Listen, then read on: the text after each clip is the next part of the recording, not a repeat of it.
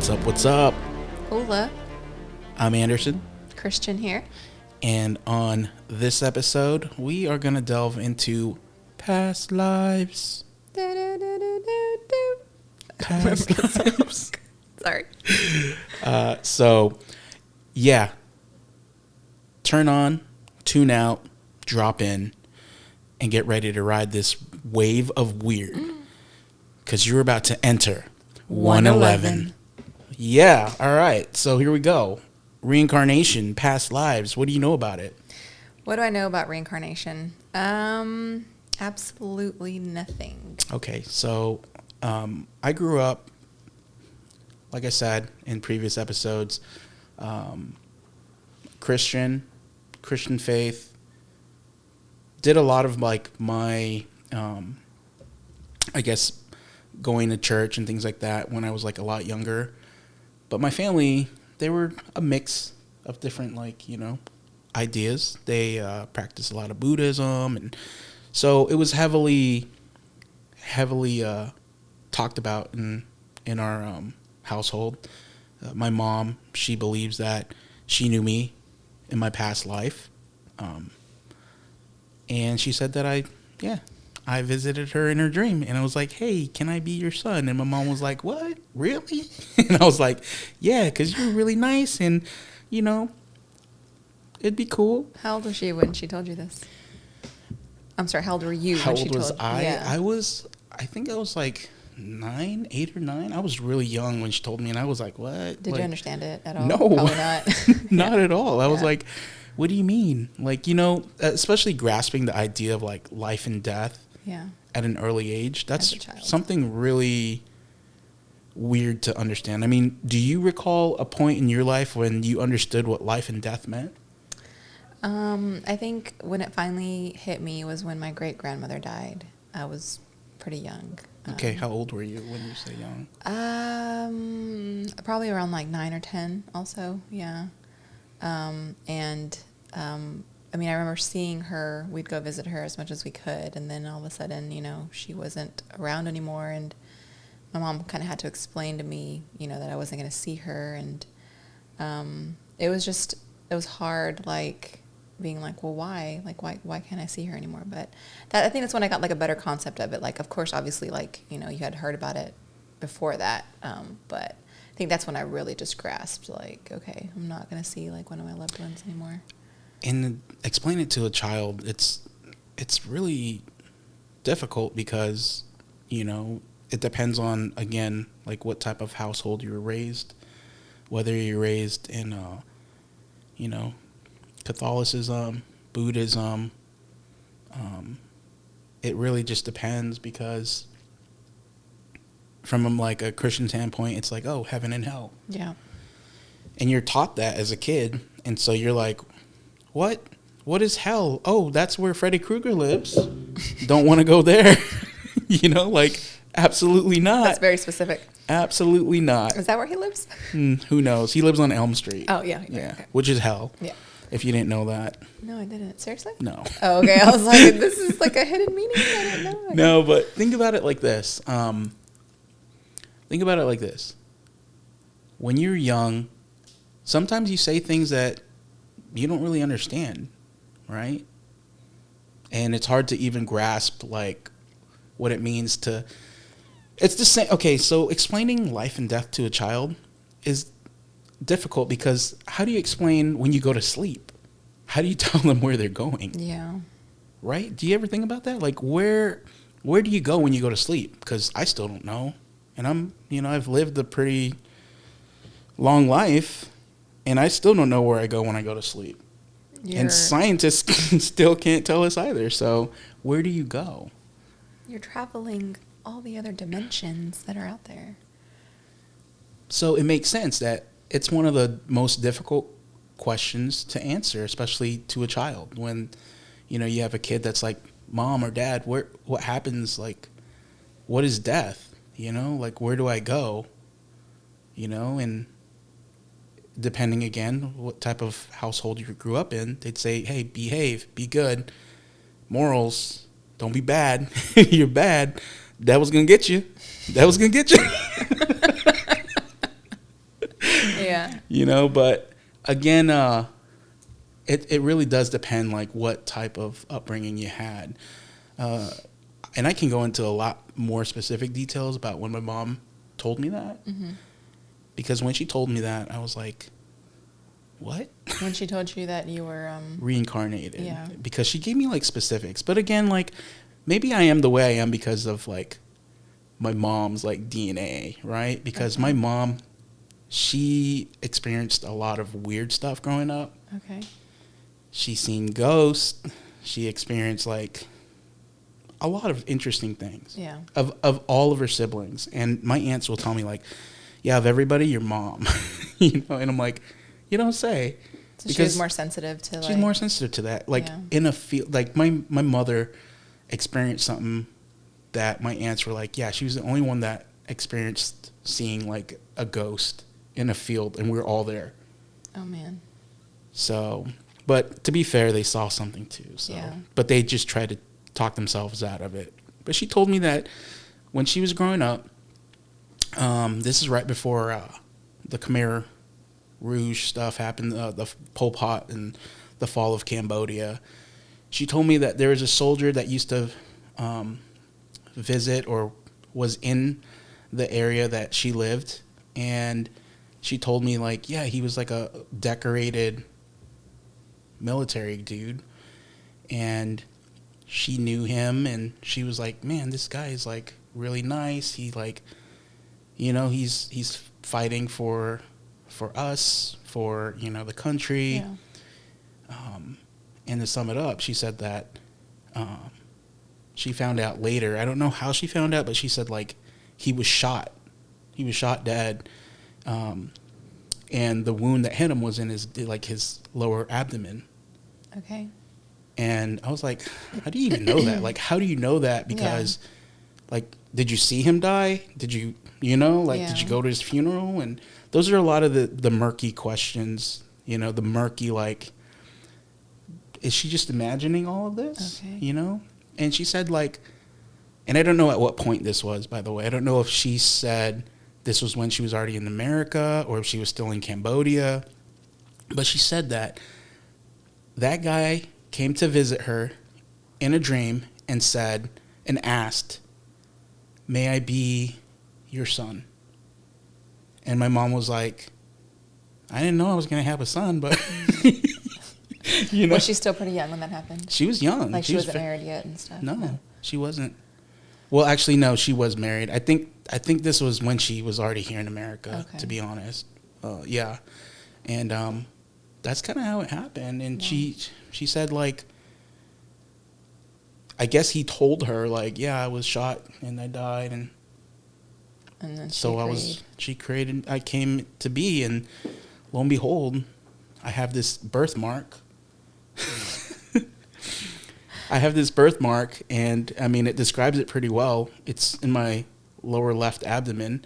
But the weird part is it's not just like the front, it goes all the way through the back. Say what? So it's like, it looks like something punctured actually went through you. Dude, that's wild. Is that crazy? That is crazy.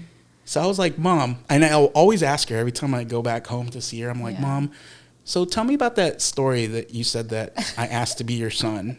And she'll be like, oh, no, that was a long time ago. And then she'll still tell me, like, similar events. And I'm like, wow. And she said my brother, poor Jimmy, she said that he was a wolf. I was like, what? She's like, yeah, he was finally, like, going to that next phase of, like, living. And I was like, Mom.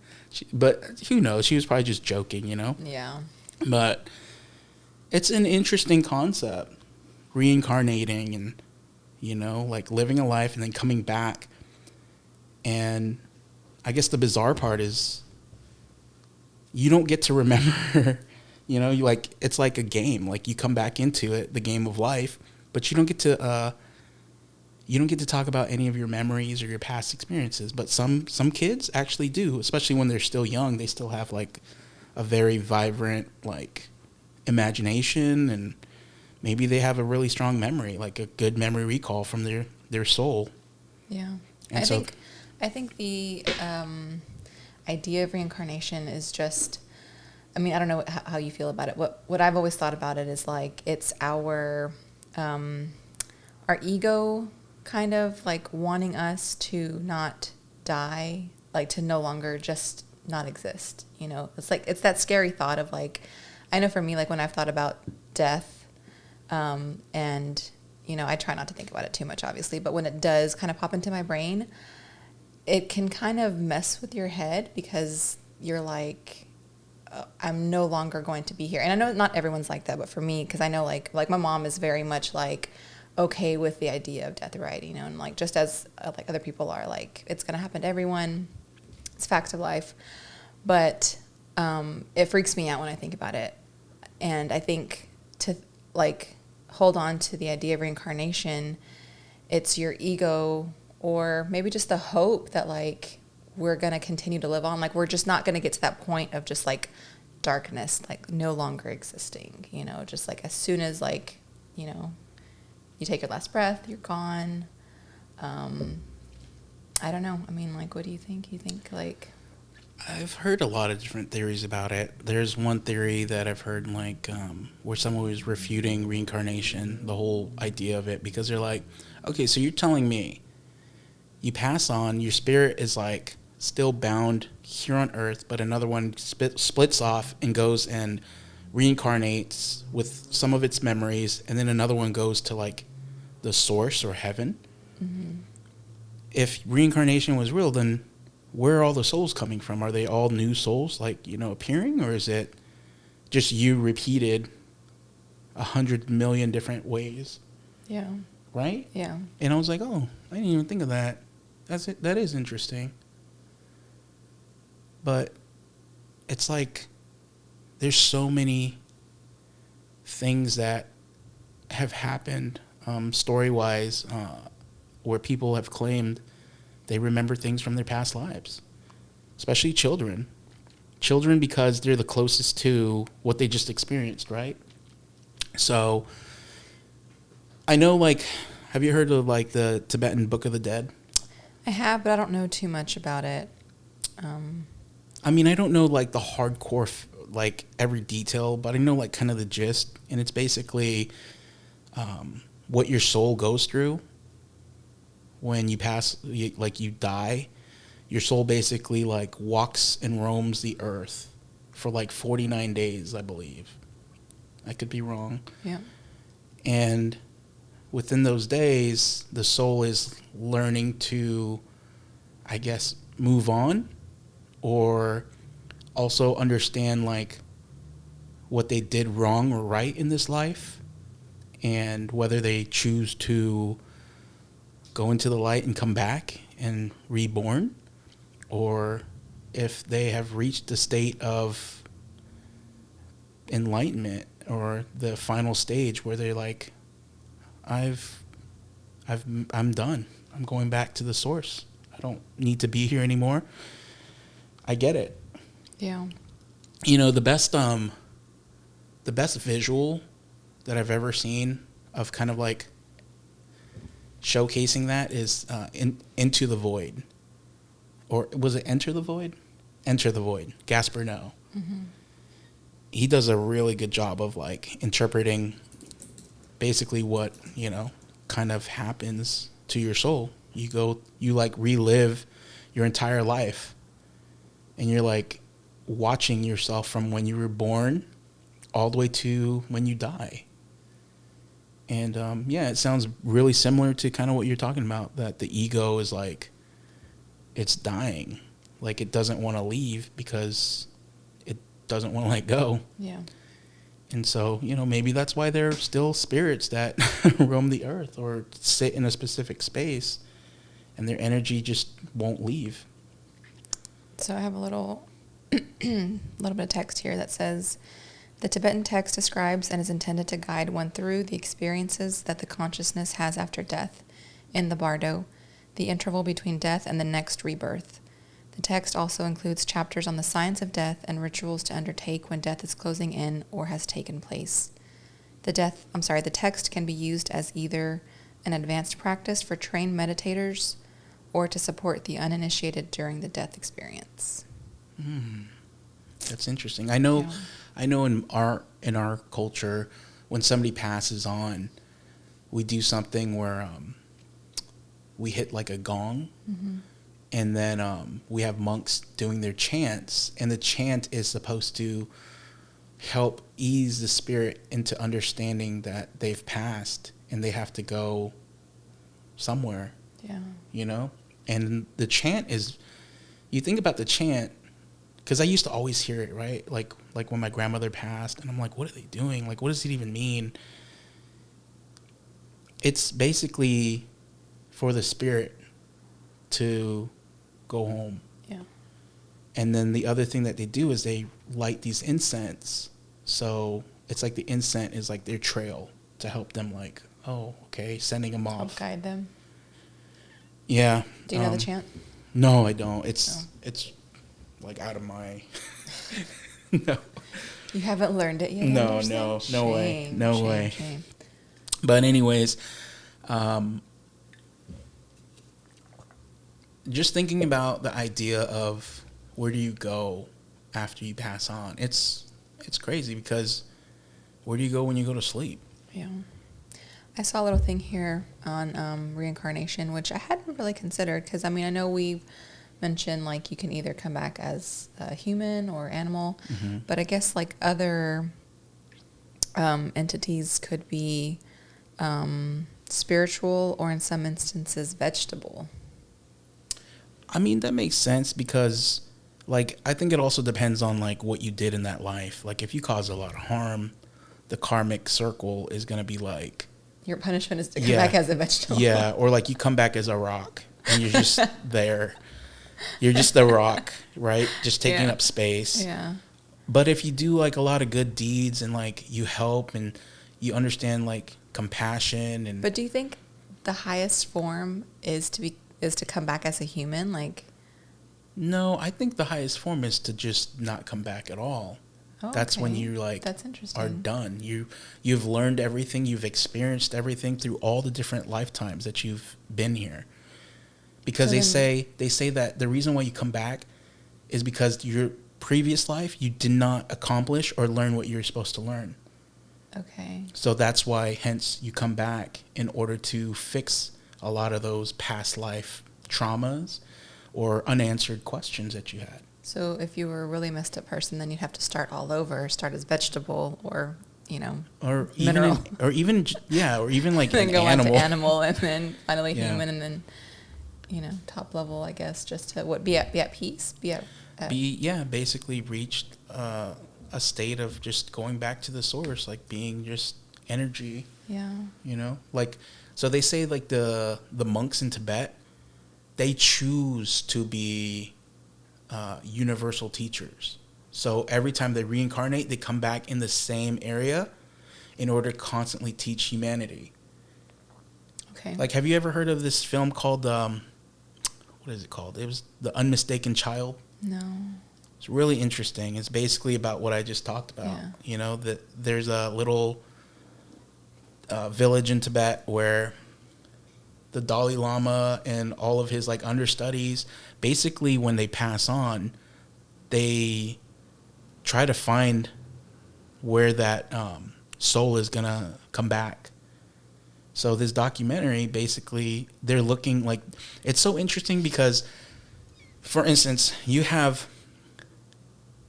an older, like, Tibetan monk that's teaching, like, all these children, and then who, you know, they become like sort of like an apprentice, and they learn the way of, like, their monk, their teacher. But then all of a sudden, when they pass, that child who's now a man goes and looks for the teacher he had, and now he becomes a teacher and reteaches that monk that has all this knowledge, but that monk can't grasp a lot of the things that he left behind, because now he's, like, in a new body. Now he's a student. It's such a weird but cool, like, concept. Yeah, like, you were once the teacher and now you were once the student and now you're the, you know, teacher, and then the teacher all of a sudden becomes a student again. And that is what they choose. That's what the belief is, that they believe that theory they just keep coming back and trying to teach humanity, you know, on the universal scale about compassion, about, you know, karma and doing good deeds. And let's talk about karma. Yeah. Karma. All I know is karma's a bee. That's the idea. So karma is like, you do something wrong to somebody, it'll come back the same way to them. Might not be tomorrow, might not be in a week, could be years from now. The law of cause and effect, basically, right? Yeah. I mean, you always hear it, like, you always say it. You're like, oh, karma is going to be bad for you. You did somebody wrong like that. Yeah, karma is not going to be on your side. Karma is going to come like tenfold and, you know, give you hell, basically. Yeah. And I mean, it's similar in concept of the spirit. Like, if, say, you do die and you did a lot of bad deeds in life, it's just the same concept of, like, going to hell or going to heaven. You do good deeds. It's, like, similar, right? Yeah. Like, you do good deeds, you go to heaven. You do bad stuff, and off you go. Say hello to Satan. Burning pit. Forever. Say hello to Freddy for me. You know what I mean? Yeah. So. Yeah, you know, and like, you know, I'm a big believer of karma too, but I think stuff like that is super important just to kind of keep, you know, your average person just in line from making, you know, you have to have boundaries, and because if not, just people run amok, running wild, you know. Especially, I think that's also a big reason to make people fear death, because, you know, because if not, then wouldn't you would think some crazy maniac would just be like, oh, cool, well, you start over, well, let me just kill everybody. You know what I mean? Yeah. Like, it's like, whoa, you know, there's still an afterlife. You can either go to downstairs or you can go upstairs, whichever way you decide to, you know. When society collapses, Anderson, do you think people will still believe in karma? Oh, yeah, for sure. You think so? I think it's so deeply rooted, you know. I think people will still be like, especially like, I don't know, I'd say like even like your general person will be like, I gotta do good, you know. I don't want to don't wish death or do harm upon somebody else. I hope so. You know, but there's also, you know, people that just take up space and do bad things. So let's give an actual definition of karma.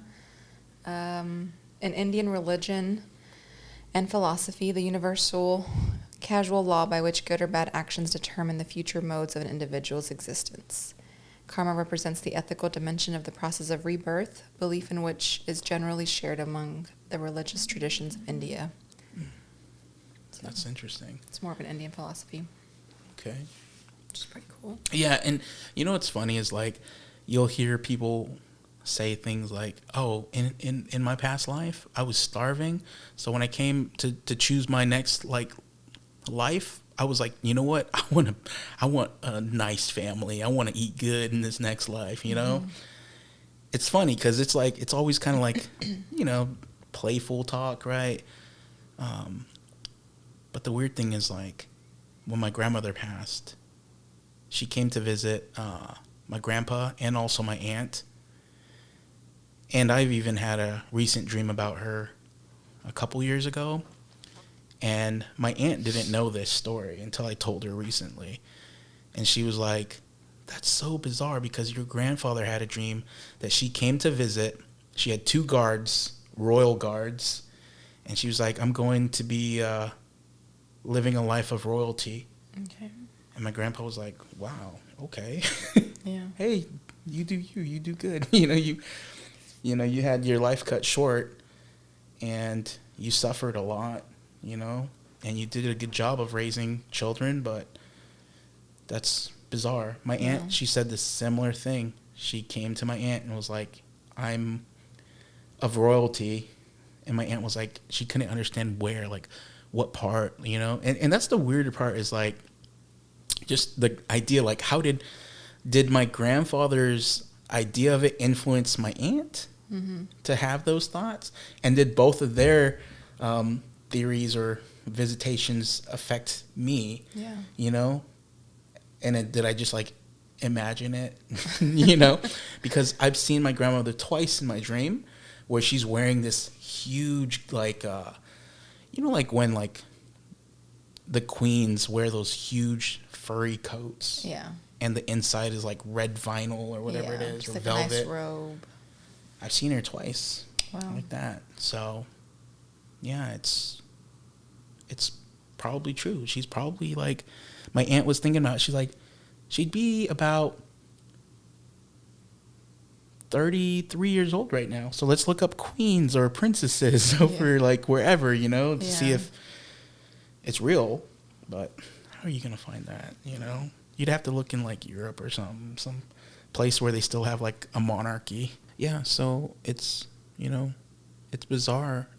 Even, you know, having dreams, you don't know where you go. Like, sometimes I'm not dreaming that I'm myself. Yeah.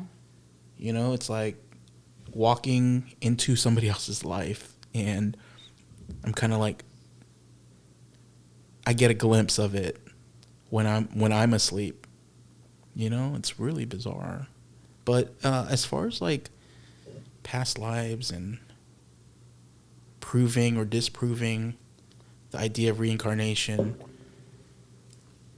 you found an article, and I've heard this story many a times. Do you want to kind of go over? So the article is titled 3-Year-Old Recalls Past Life, Identifies Killer, and Location of the Body. The Syrian boy, born with a long red birthmark on his forehead, showed the elders where his past life's body and the murder weapon were buried. What? No. Dude. I don't believe. A young boy plays with his dog in this photograph that we're looking at here. A 3-year-old boy in Syria's Golan Heights region has suddenly become the center of attention after he revealed that he was murdered with an axe in his previous life. The boy of the Druze ethnic group was born with a long red birthmark on his head. According to Druze beliefs, birthmarks are related to past life deaths. When the boy was old enough to talk, he told his family that he had been killed with an axe blow to his head. How does a kid even say stuff like that? A 3-year-old. Yeah, like, Mama, axe?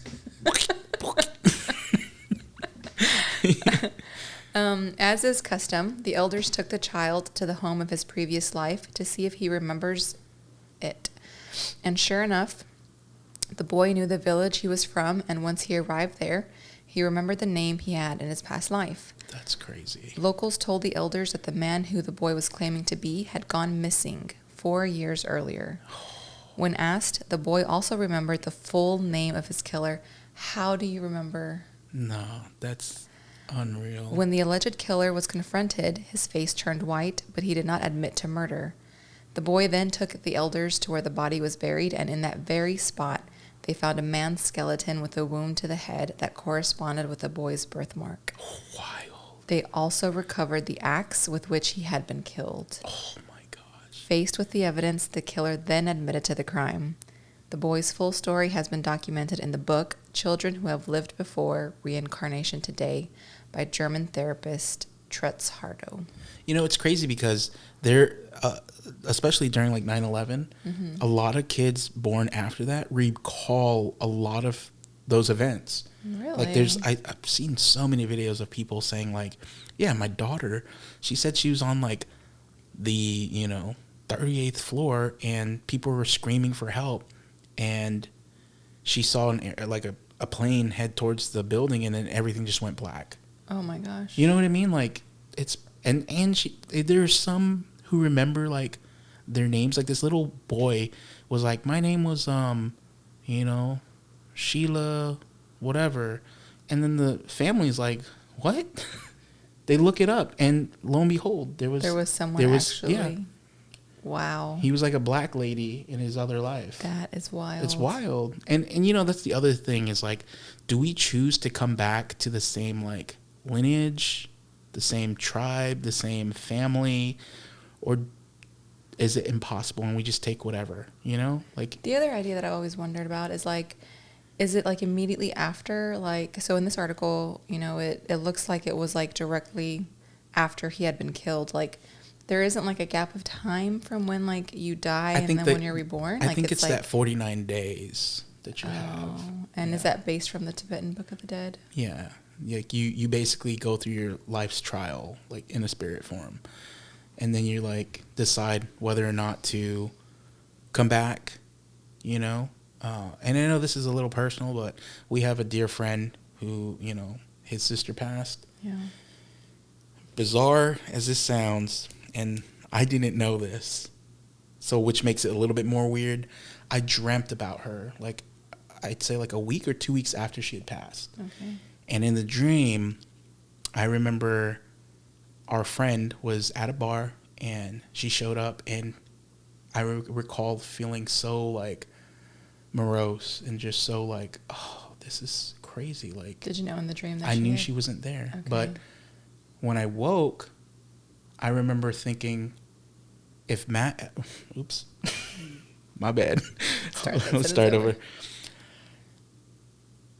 I recall thinking, if our friend, for whatever reason, decides to have a child, and it's a girl, it's going to be his sister. That gave me goosebumps. It's going to be his sister. And I think the feeling that I got, it was so profound that I texted him. And I was like, look, I know this sounds weird, but you know that I have a lot of weird and bizarre things that happen. But I dreamt this. Mm-hmm. And I told him about the dream. And the weird part is, like, he said I think he said he feels it too. And lo and behold, he's going to have a daughter. I know. That's why I got goosebumps, because I'm like, they're about to have a little girl. And his stepdaughter loved his sister. Yeah, I know. Absolutely loved her. Really close. So. It's a beautiful thought. I know. It's very comforting, you know. But you're right. Like, do you come back to the same family group of people that you were familiar with in that lifetime? Or do you choose a totally different path? And you're just like, you know what? I think I want to go be... you know, a Peruvian, like, cook out there and make, like, some bomb Peruvian chicken for a living. Hey, you know what? That would be cool, too. I'd be fine with that. You know, like, how do you, you know... No, but, you know, I think that, like, that's close to... And I know, like, there's certain people in my life that I've met. Like, you're one of those people, right? That, like... You know, you, like, meet, you become friends, and there's, like, this familiarity. Yeah. That, like, I've known you longer than I'm currently knowing you now, right? Mm-hmm. So, like, I think, like, when we first became friends, like, we clicked instantly. Yeah. And there's certain people in your life that you're like, okay, like, why do we bond so fast? Right. You know, maybe we were... you know, brother and sister in another life. Maybe we were married in another life. Maybe we were, you know, mother-daughter, or I'm sorry, mother-son. You know what I mean? Like, it's wild to think that you have the same net of, you know, souls, you know. Or then, you know, like, just, this is just hypothetical. Like, imagine if you're told, like, what do you want to do? Do you want to go back to... you know, being part of the same family, or do you want a little bit more of a challenge and, you know, explore a little bit, learn a little bit more from a different perspective, or do you want to go back and try to fix a lot of the issues that you didn't resolve in your last past life? Yeah. You know, and maybe, the people that you run into, you've met them in one of the versions of your life, you know, and your whole reason for coming back is to connect with them, maybe to help them, or maybe to learn from your past life's mistakes. So that goes kind of into past life regression. Is that correct? Is that a term you want to talk about?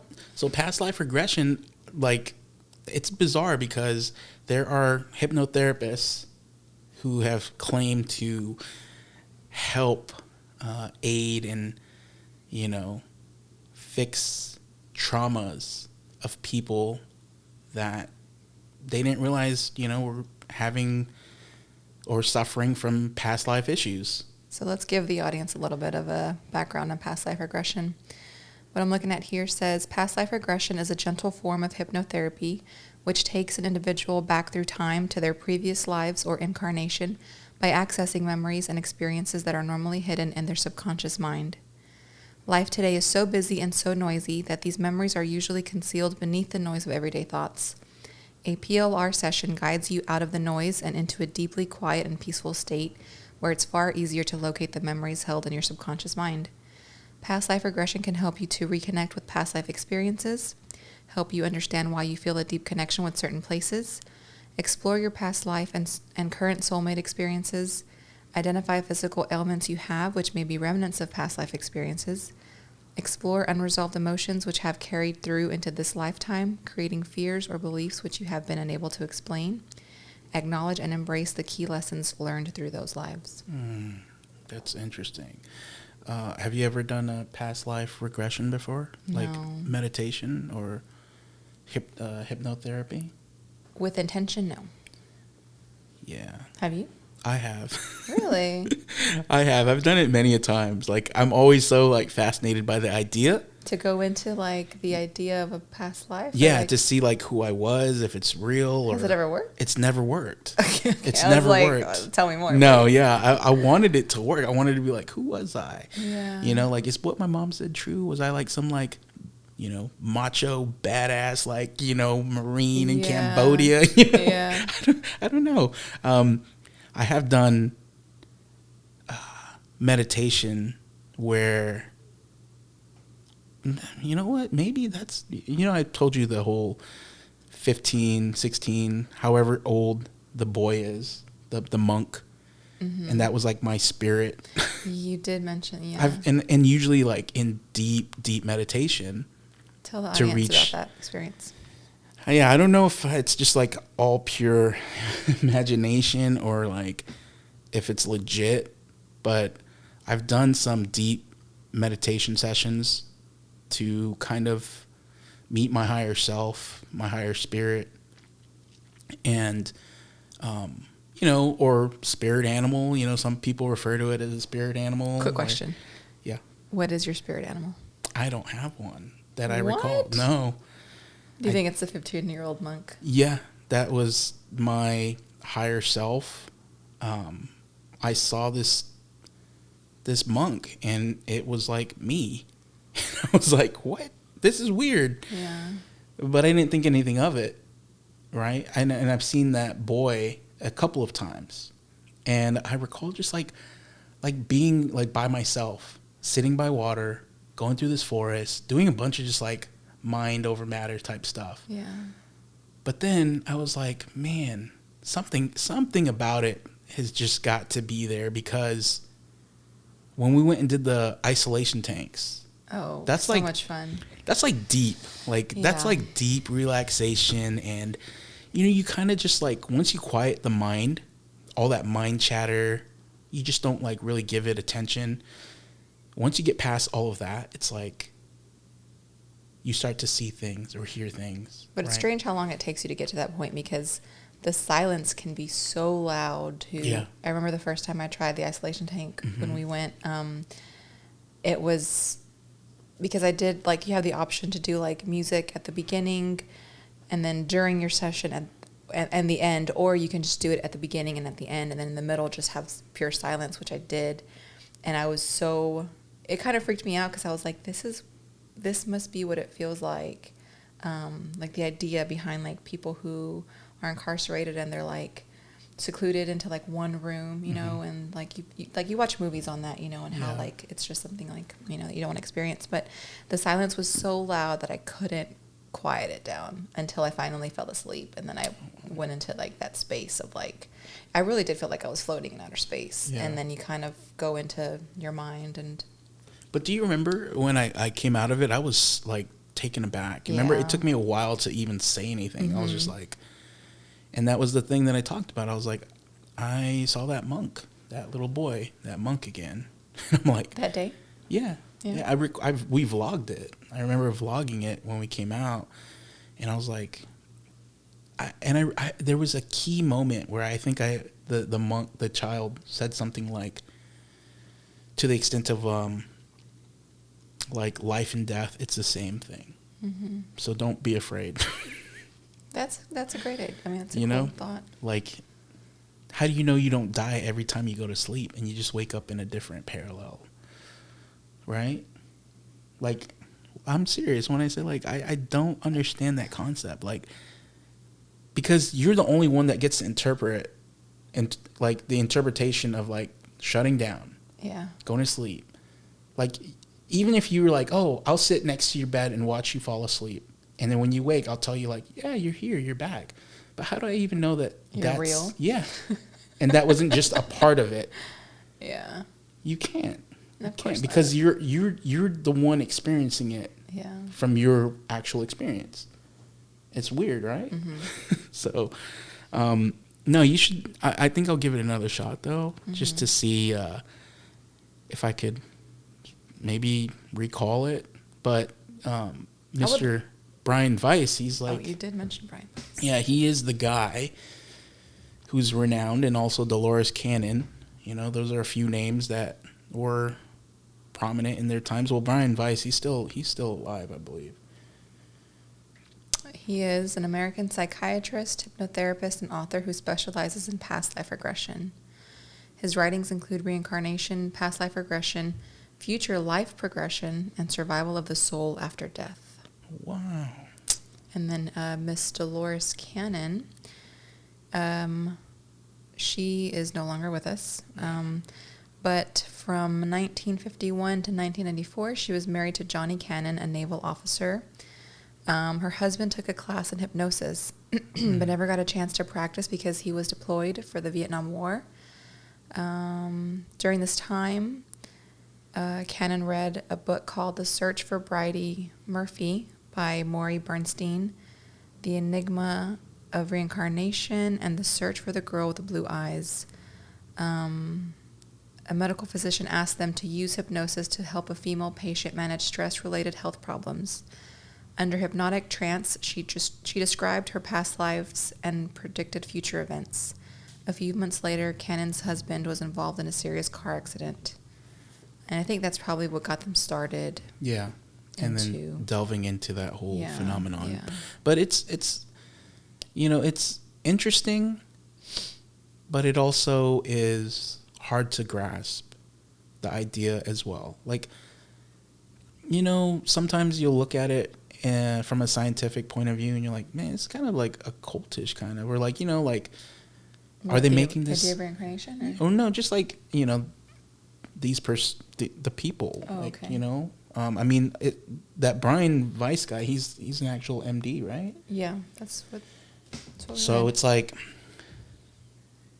do you take away from, you know, his degree because he's like in this pseudoscience type of thing? Or same thing with Dolores Cannon.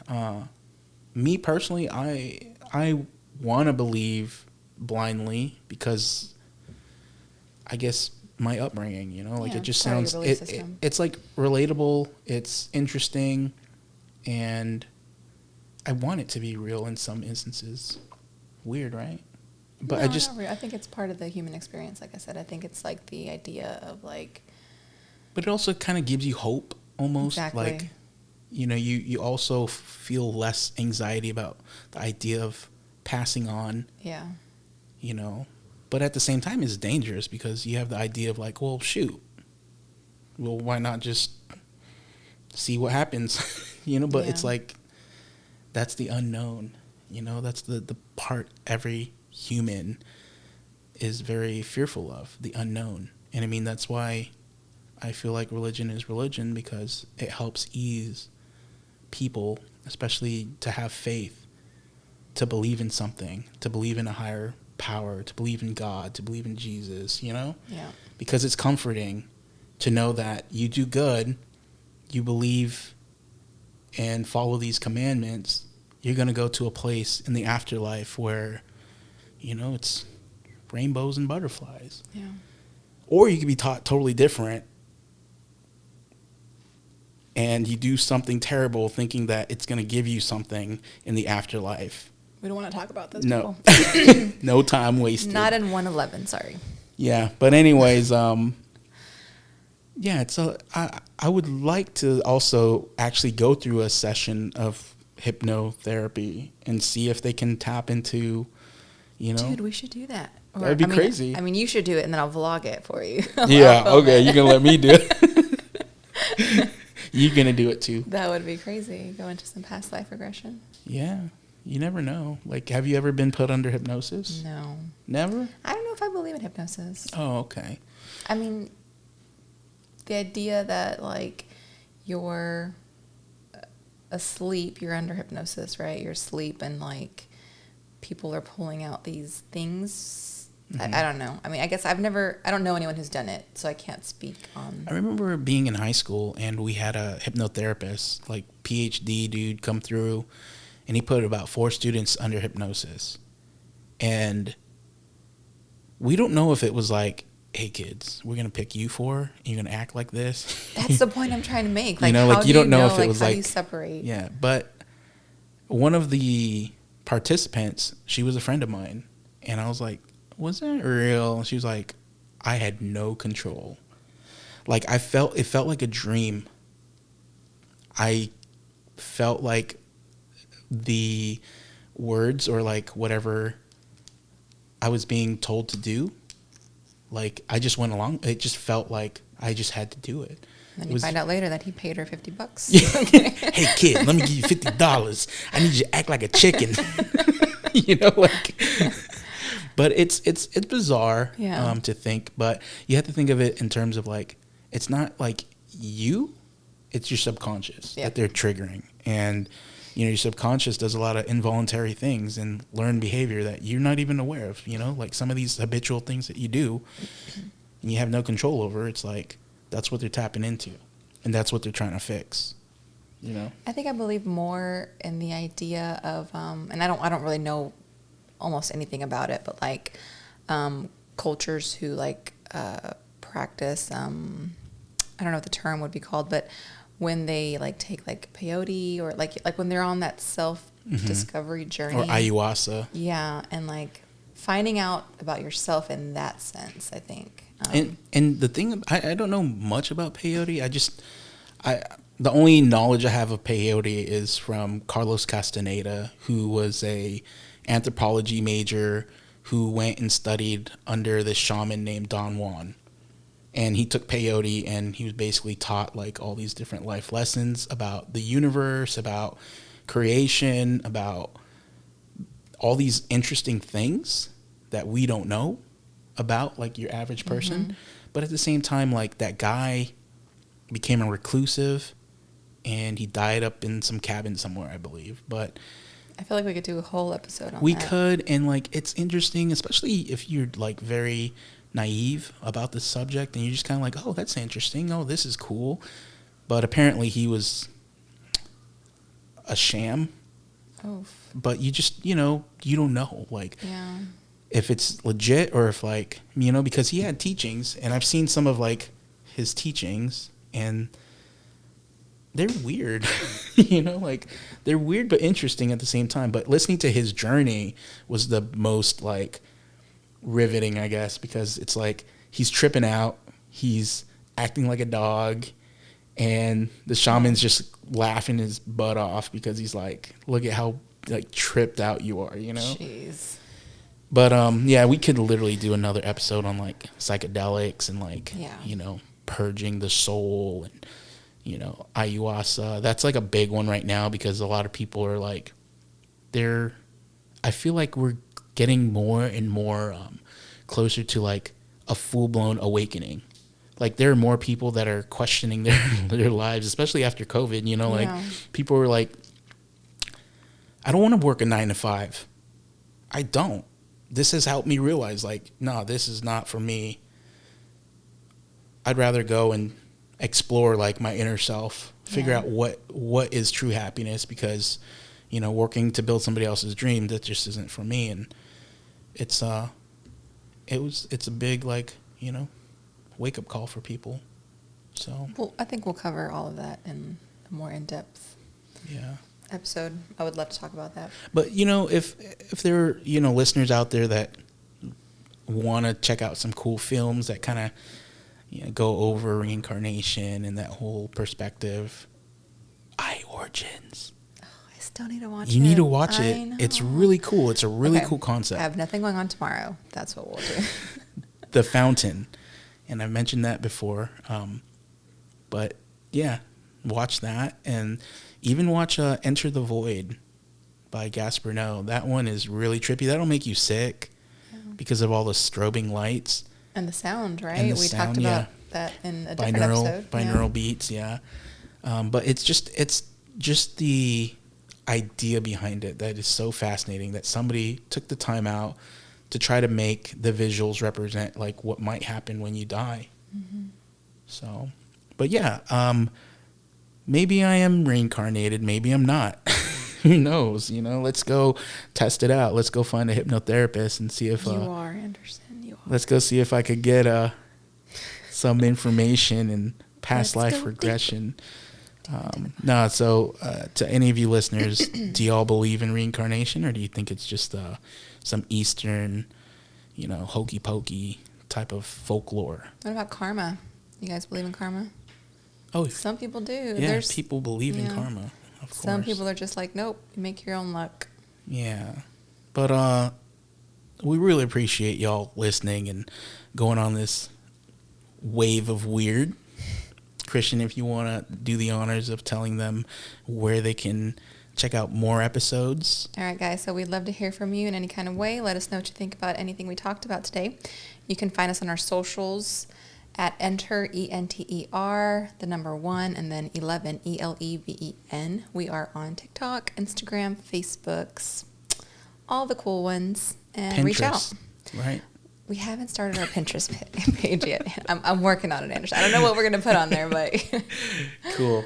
Yeah. I'll be excited when we're on Pinterest. All right. Thanks a lot for listening. Bye.